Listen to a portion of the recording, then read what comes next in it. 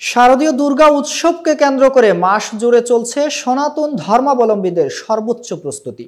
তাই সারা দেশের ন্যায় প্রতিমা তৈরিতে ব্যস্ত সময় পার করছেন নেত্রকোনা জেলার প্রতিমা কারিগররা। রাত দিন পরিশ্রম করে নিপুণ হাতে তৈরি করছেন দেবী দুর্গাকে। কিন্তু প্রতিমা তৈরির উপকরণের মূল্য বৃদ্ধি ও প্রতিমার দাম কম থাকায় লাভ হচ্ছে না বলে জানায় কারিগররা। নেত্রকোনা প্রতিনিধি নাজমুল ইসলামের পাঠানো তথ্য ও ভিডিও চিত্রে বিস্তারিত। নেত্রকোনা জেলা পূজা উদযাপন কমিটির তথ্য মতে এবছর জেলার 10 উপজেলায় ও 5টি পৌরসভায় 468টি মণ্ডপ ও মন্দিরে পূজা উদযাপিত হবে। মা দুর্গাকে মনের মতো সাজাতে রং তুলির আঁচড় দিতে শেষ সময়ে ব্যস্ত সময় পার করছেন প্রতিমা তৈরির কারিগররা। এদিকে পূজা মণ্ডপ ও মন্দির সুসজ্জিত করার কাজ চলছে পুরাদমে। এর সঙ্গে শহর ও নিকটবর্তী বড় মণ্ডপগুলি দৃষ্টিনন্দন ও ব্যয়বহুল প্যান্ডেল। জেলা পূজা উদযাপন পরিষদের সাধারণ সম্পাদক লিটন পণ্ডিত জানান, জেলায় এবছর 468 দুর্গাপূজা অনুষ্ঠিত হবে। মন্দিরে দুর্গোৎসবের যাবতীয় কাজ চলছে। উৎসব নির্বিঘ্নে করতে জেলা প্রশাসন ও পুলিশ প্রশাসন সহ সংশ্লিষ্টদের সাথে আলোচনা করে প্রয়োজনীয় ব্যবস্থা করা হবে।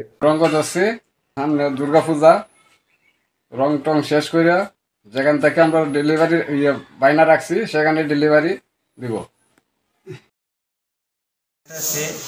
আর এই বছর একটু মূর্তির চাহিদাটা কম, এই দেশের পরিস্থিতির অভাবে এই বানাইতে যে এটা ধরুন আমাদের প্রতি বছর করে আইছে, এটা আমাদের পেশা। এই দুর্গা উৎসবে একটা দুর্গা পূজা আনন্দ, তখন মানে জিনিসপত্রের যে দাম এই সমস্ত হিসাব করলে তো মানে কথায় মিলে না, তবুও এটা আমাদের করতে হয়। একটা দুর্গা পূজা বছরে একটা আনন্দ করি আর কি। অন্য বছরের থেকে এইবার একটু লাভবানটা কম, মানে খরচের অনুযায়ী মানে এই কম।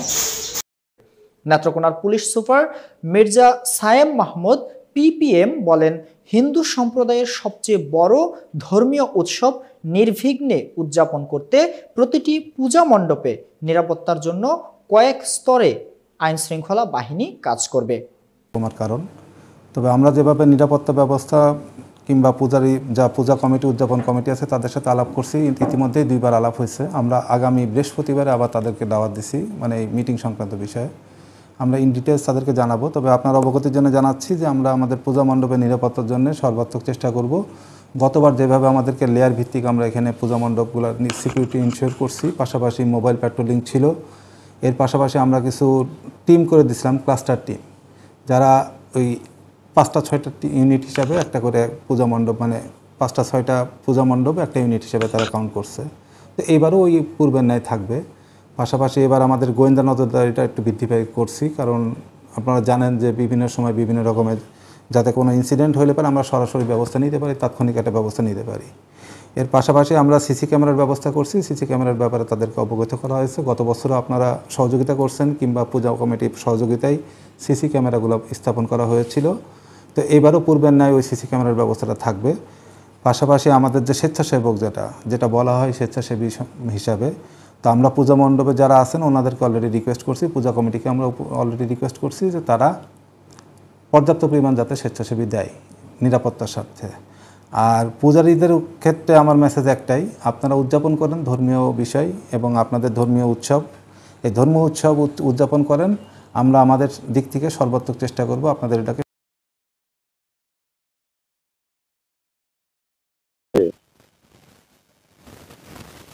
পূজা অর্চনা আমরা এই পর্যন্ত শুনতেছি, সুস্থভাবে হওয়ার আশাবাদ ব্যক্ত করছি।